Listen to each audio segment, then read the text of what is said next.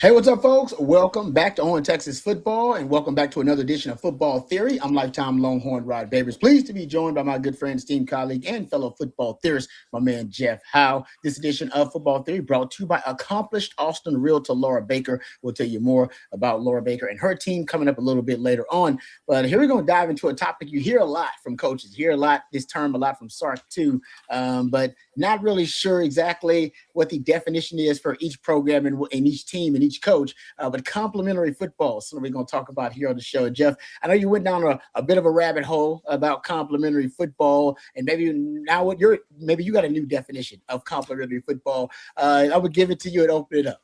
Well, May is the perfect time of year to go rabbit holing, right? The weather's nice, so let's go rabbit holing.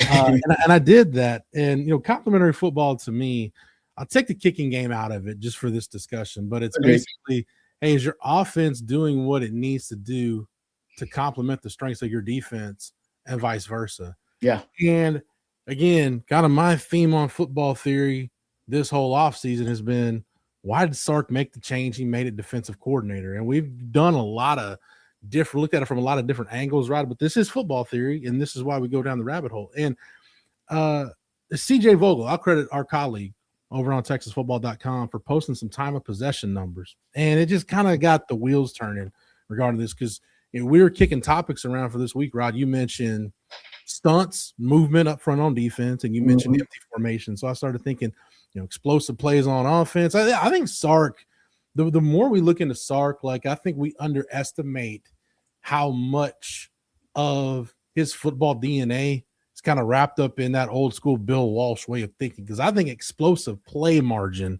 is one of those things that Sark really looks at and that he really values in terms of what wins and loses football games. And so CJ mentioned time of possession, and I started looking, okay, let me look at tempo, right? Because I want to see how fast Texas is going. Would it surprise you, Rod, to know that last year Texas offensively had the 5th fastest tempo in the SEC? Yeah, because they do it it's kind of situationally. It's not a constant with Texas, right? But they like something, they'll keep it up, or if they want to take advantage of something, they'll keep it up. I mean, we observed that just looking at it. Yeah. And the 4 offenses in front of him, I don't think it would surprise anybody, but you basically got the 3 that have ties to kind of the air raid, but it's the Art Briles veer and shoot off branch of the air raid. Yep. Tennessee, Mississippi State, Ole Miss. Auburn is 4th. Hugh Freeze is kind of that in that same realm. Yeah. And then you got Texas and Sark, basically 26.2 seconds between plays.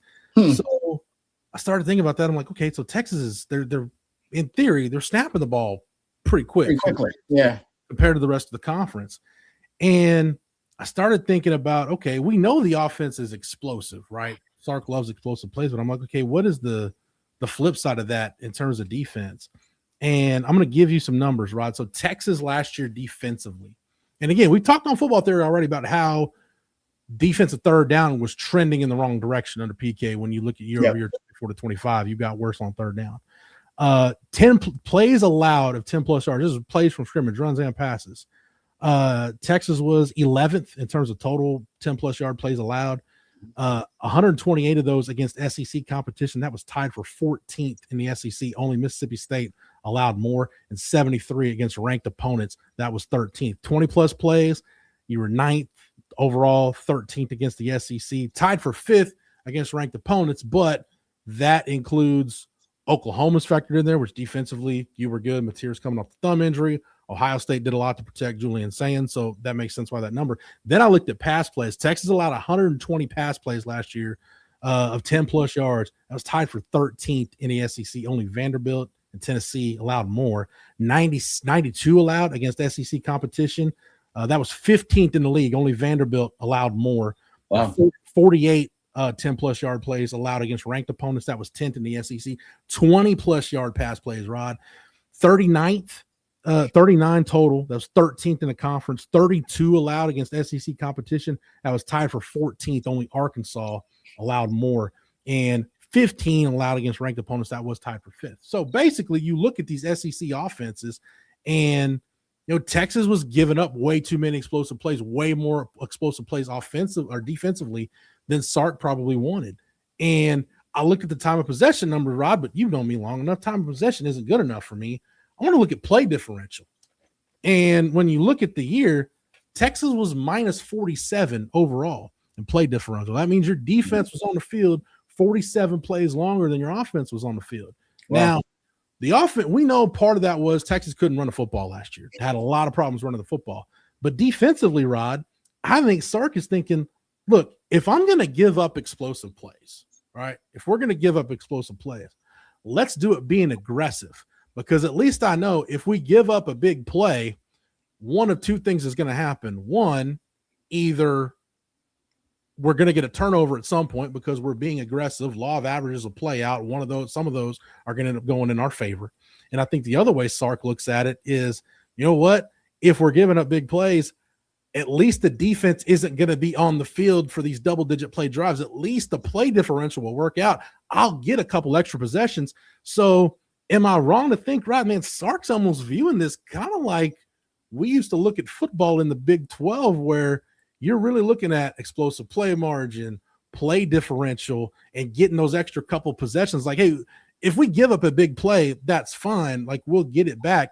I don't know. It's almost like, to me, like Sark is viewing the explosive play margin and being aggressive on defense, kind of like we talked about guys like Mike Gundy and Art Briles back in the day, viewing it in the Big 12, where, hey, it'll even out. We'll get some turnovers. We just want those extra possessions.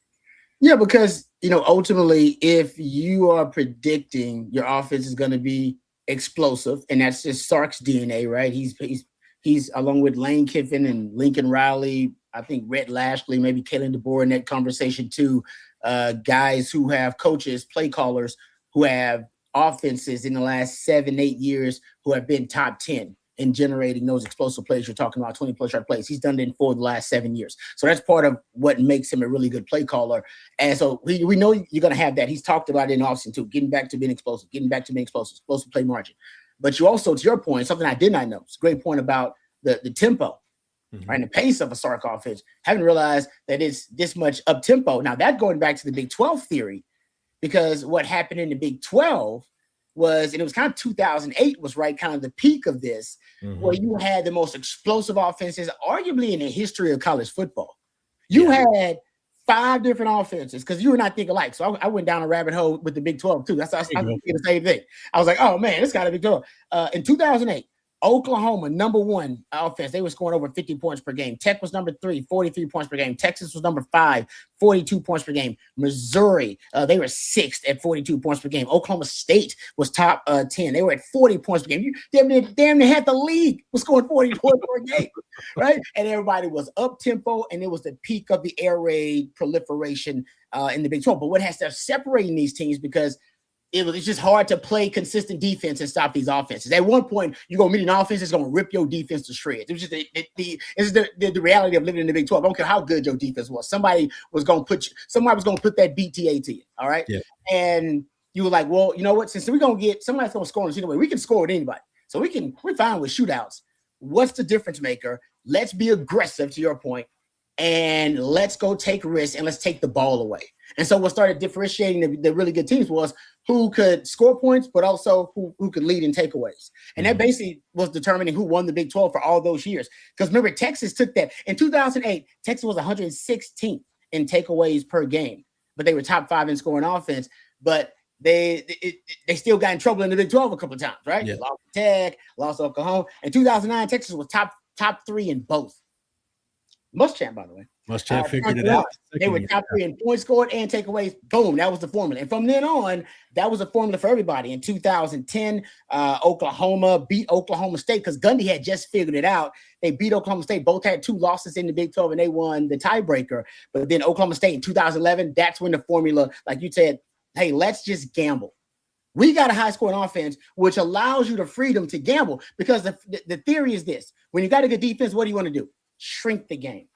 Yeah. Shrink the game. I want to limit possessions. I want to control the football, run the football, and have really good defense. And I want to limit their exposure. When you got a good offense, what do you want? More possessions, more plays. Give it to me more. And so it was like, let's just gamble. Let's just roll the dice. And they started doing a lot of and basically aggression on defense. It's just gambling. It really is. It's blitzing, which is a gamble. All right, because it's a numbers game. We're gonna try to overload your pass protection. Stunting, twisting, and stunting. We've talked about that. That's just a gamble. You can be out of place, but also you can confuse the pass protection. Where you're talking about simulated pressure, you're talking about changing the numbers. You're talking all of those things. Hell, man coverage. All the indicators of being aggressive on defense is a gamble. Mm-hmm. But you can hedge that bet when you got a really good offense that you know going to score 35 points. Hell, I can gamble a little bit because if it pays off, I can cash in. Just stay with the gambling analogy. I can cash in with points, all right? Because I can take the takeaways and the hidden yardage, like you said, in negative plays you force. That also benefits the offense. Mm-hmm. And so that's what the Big 12 became like. Hey, high scoring offense, and let's just gamble on defense. And they often would forsake the structural integrity of traditional defense by saying, to hell with it, man, let's just gamble. The ultimate gamble, because if we get the ball back, our offense, we know we're going to score, and then we're going to score 50, and then you know we're going to win. And I think Sark wants some of that because he knows, to your point, he's going to go quickly. He knows he's going to be explosive, and he knows with this offense, as talented as it is, his most talented that he's seen since he's been, at Alabama probably, he's like, we're going to score points. I know we're going to score a lot of points. So you got the Big 12 offense now.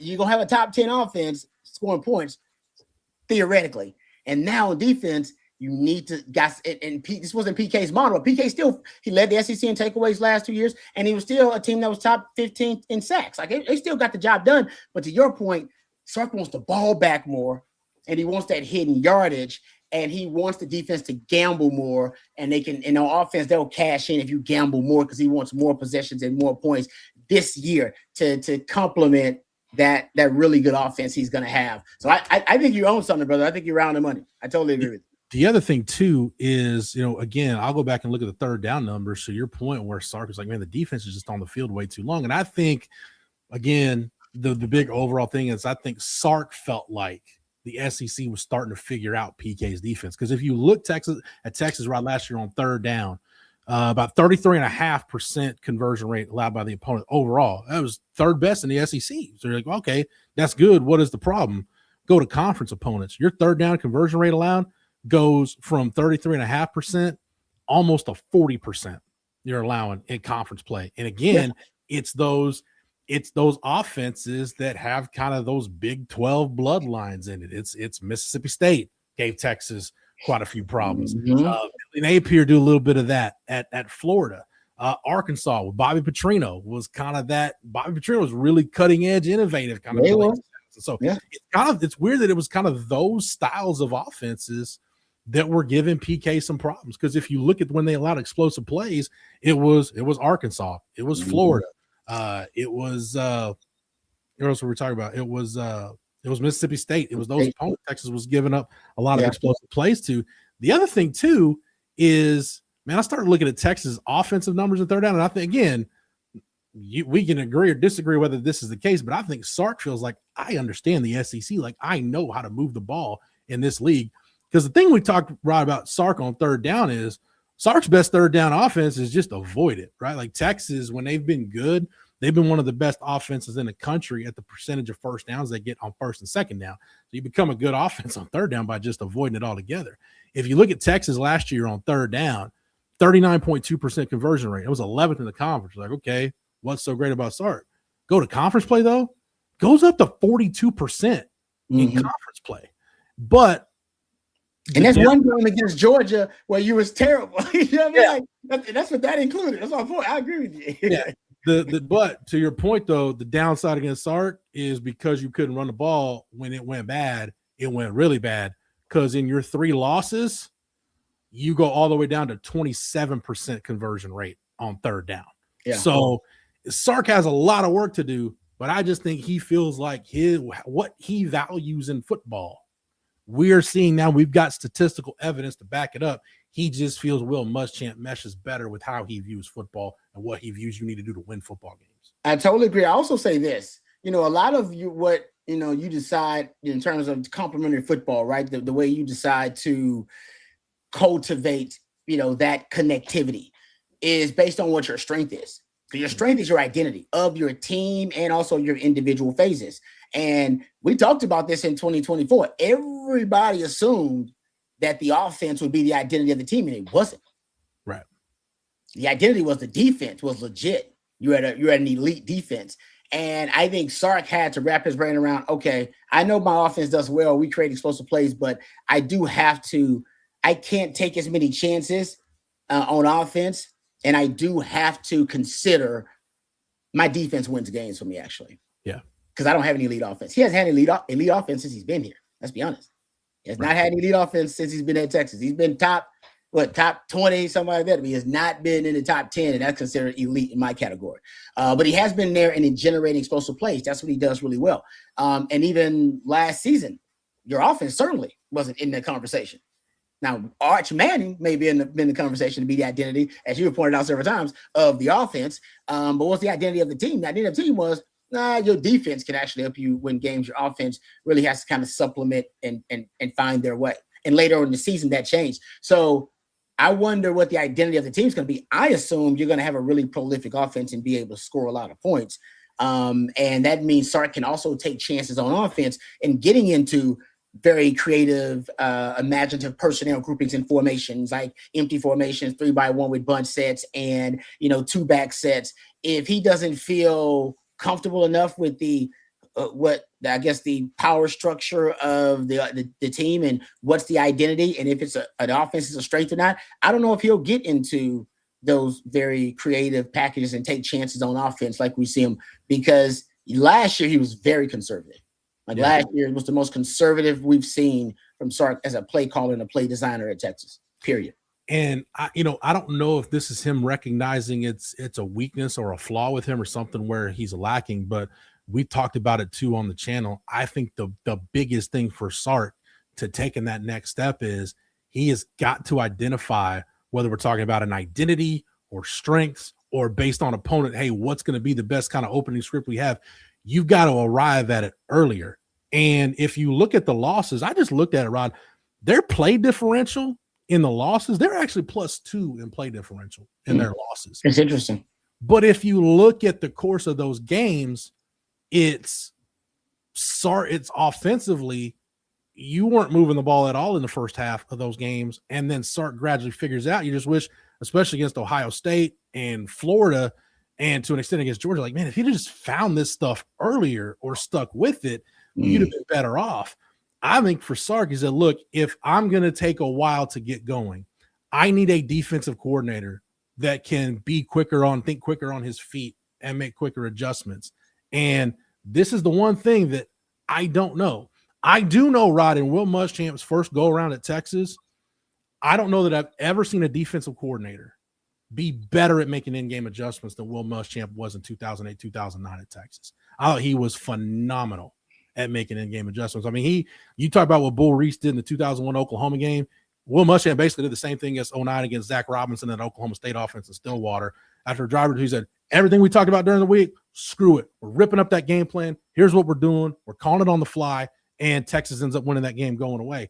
I think Sark said, look, I can't have two coordinators that are slow to figure it out. If I'm going to be the one that's slow to figure it out, I got to have a defensive coordinator, again, that can think quick on his feet, get the adjustments, because if they force that turnover, if they figure something out, that could help kickstart the offense and start slow. Yeah, and that aggression can dictate the tempo of the game. You can dictate the turns rather than at times Sark adjusting and reacting. And last comment here. It's amazing. This is kind of what football theory is about, how connected the football world is. I mean, just start talking about the Big 12 and the Big 12, how it was this laboratory of football for a while, and they figured out, all right, high-powered offense needs to be paired up with aggressive, risk-taking, gambling defenses so you can get them more possessions and get them more plays. And then talk about Muschamp being there at the start of that, really, at 08, 09 there in Texas. Now he's back full circle. One of the things that gave PK problems, you talked about it, was that Baylor offense. And by the way, say what you want about Art Browse, he was there at the peak of it because he won those two Big 12 titles. What was that, 2013 and 14, somewhere around there? Right before he was out, 14, 15, somewhere around there. That's when he got Baylor really cooking, and that's all they did. They're going to score 50 points, and then they go gamble on defense. Was it Phil Bennett at the time? And now that same period shoot is some of the teams in the SEC that have given PK a little bit of gave PK some issues. It's just amazing how it's it's all connected. If you actually study it and go deep enough down the rabbit hole, you'll find you're like, damn, the degrees of separation are very, very, very few degrees of separation. And who were the defensive coordinators in the Big 12 that were succeeding at the time? It's Will Muschamp. It's Bill Young at Oklahoma State. Yeah. It's Phil Bennett. It's these guys that were aggressive. Now, Phil Bennett's on the side of being more aggressive, but I think if you look at the evolution, Rod, it's weird how kind of football is cyclical because, in your time at Texas, the air raid was just starting to take over the conference. I think Bull Reese was too aggressive. So you needed a guy like Greg Robinson to come in like, no, we need to just play more zone coverage, just kind of let everything evolve, take a step back. And then I think Gene Chizik and then Will Muschamp were kind of the perfect balance of, we're going to be aggressive, but we're going to mix it up enough that the offense can't get a beat on what they're doing. We're going to disrupt their timing, and we're going to give up some stuff, but we're going to make enough plays that make a difference. And I think Muschamp was that more so than Gene Chizik. PK, Rod's more kind of from the Greg Robinson school. Like, no, we'll zone blitz a little bit, but we'll hang back. Everything's organic for us, baby. We ain't gonna manufacture much. Now I think you need to get back to it. Like, no, it's gonna be guys like Will Muschamp and Pete Golding and Kirby Smart. They're like, no, you know what? Yeah, we do need to mix it up, but we have to be aggressive enough to where we're getting that turnover or we're forcing that 3 and out and we're getting that one extra possession that our offense needs. And don't forget, that's also what kind of started a lot of the too high trends was those crazy, freaky Big 12 offenses. And then Gary Patterson deciding, I got to go with some quarters coverage, man. We got to go with some quarters coverage, keep some safeties deep. And so we won't get hit on all these deep shots downfield. And then, of course, the NFL is also a place that came to the same conclusion. Came to it different ways, but the same conclusion, like those explosive offenses, which, by the way, a lot of them came from Big 12 quarterbacks. Like your Patrick Mahomes of the world. You know what I mean? Like it's freaky and surreal. It's crazy. Josh Heupel and Jeff Lebby and those guys brought it to the SEC, and it started to proliferate the league. And look, I just want to say this in closing, Rod. I thought PK did a great job while he was at Texas. I have very few complaints about Pete Kwiatkowski as a defensive coordinator. But again, I think the Big 12ification, if you will, of the SEC started to catch up with him. And for Sark, man, who better to deal with these kind of old school Big 12 style throwback offenses than maybe the defensive coordinator that did the best job in that league out of anybody back in the day at figuring it out. It's a great way to end it. Let's thank our friend Laura Baker for sponsoring Football Theory. Football Theory brought to you by accomplished Austin realtor Laura Baker. Laura and the Andy Allen team at Keller Williams can handle all of your real estate needs in the Austin area. Laura is not only a diehard Longhorn fan, but a longtime Austin real estate expert. So please give her a shout today. If you have any concerns or questions regarding real estate in the Austin area, 512-784-0505. That's 512-784-0505. Thank you very much to Laura Baker and her team for being a part of our team here at On Texas Football. For Jeff and for Matthew, I'm lifetime Longhorn Rod Babers. Until next time, hook 'em up. Hey guys, Blake Monroe here from Coffee and Football. YouTube thinks that you're going to like this video right here. And if the algorithm knows ball, it's a good one. So go check it out. And then don't forget, hit that like and subscribe button.